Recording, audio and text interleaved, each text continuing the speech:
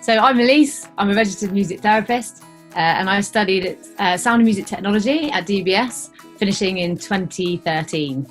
My name's Adam Kishtani and I'm a music therapist. So I work with the NHS with adults inpatients, so that's mental health. And my job role there is music psychotherapist, so that's a sort of particular type of music therapy.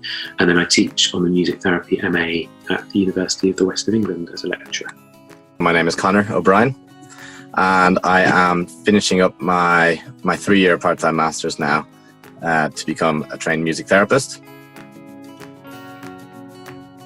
So music therapy is a therapeutic intervention using the elements of music to enhance health and well-being of individuals from a range of areas throughout the lifespan, such as parents and babies, children and adults with disability, autism spectrum disorder, mental health, neurorehabilitation, dementia and palliative care. Music therapy is around using music and sound and your personality and your relationship in order to help people with whichever difficulties they happen to be facing at the time that you're with them. It's quite a difficult one to put into a box to say, like, this is the role of the music therapist. But there are many different ways. And one of the beauties of it is that as you train, you discover what you're most comfortable with, what you feel to be most effective for the way you work. And then you can shape your emerging career around that idea, rather than having to do it one particular way. We spend a lot of our time trying to explain what we do and trying to sort of get rid of the preconceptions that people have of who we are. So people often think we are, I'm called the music man most of the time.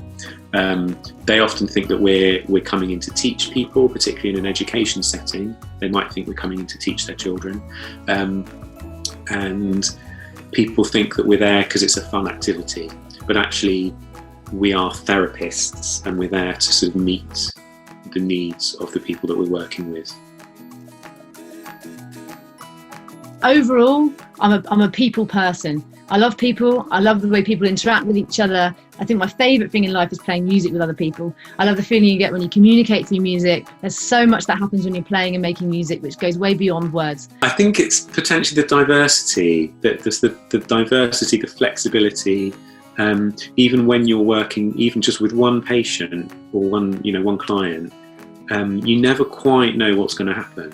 It's different every time, and I think that's the beauty of music therapy, is we tend to respond to the needs of the people that we're working with, and those needs will be different from week to week. It's endlessly fascinating, and there's so many different ways to look at it. And for me, that's very important, to keep things kind of interesting, and you can look at it from this perspective and then look at it from that perspective, and it keeps you humble. It keeps you humble because it's not really a kind of a job that you can coast on.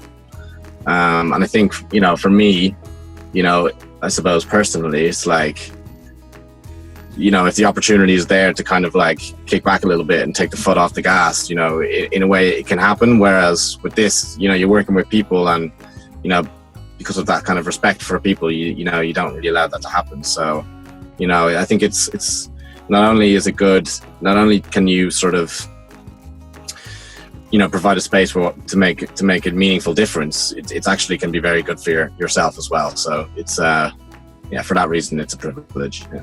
Another thing I love is just the potential for healing and the potential for change that we can bring through music. A lot of the time it doesn't seem to be happening. A lot of the time there's a lot of waiting, there's a lot of uncertainty, a lot of confusion, a lot of what on earth am I doing here? But then you get those moments where something wonderful happens and you see somebody change, you see something positive happen in their life. I suppose that's the stuff I live for. Even if the content is hard to deal with, just to be able to know that you are helping is a very satisfying feeling, helping to lay those foundations to sort of step to the next stages. But keep believing in your dreams. I was always told that you can never have a career in music. Well, actually you can. Just keep believing in it. Appreciate that all your life experiences, the good, the bad, the ugly, are all leading you in the right direction. Any hardships you've experienced just adds to your character, and you'll be able to use this experience to help others that have been through similar things. And try to speak with people who either are music therapists or who have gone through the training, because it can be quite different than what you expect, you know?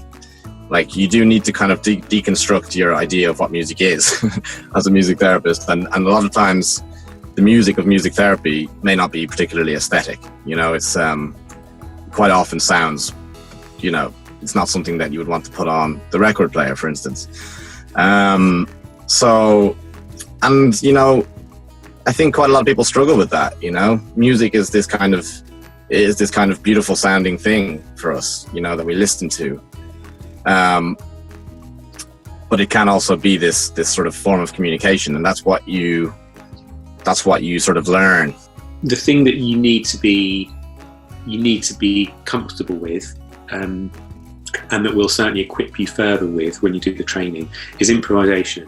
The most improvisation that people are used to in the kind of music world is actually still quite structured. There's a lot of rules, there's a lot of kind of boundaries around what you're allowed to do and what you're not allowed to do. In music therapy, you'll find yourself doing improvisation that's very, very different, that's sort of experimenting with sound and exploring the sound that people are working with. One of the things that you could do to see if you like the idea of it is just find somebody that you know who perhaps doesn't consider themselves to be a musician.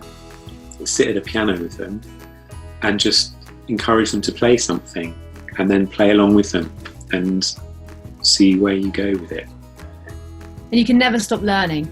So enroll in free online training courses, you know, anything that interests you, autism training, mindfulness, psychology, anything that's interesting to you that you think might help. And finally, believe in yourself. You are good enough. You can do it.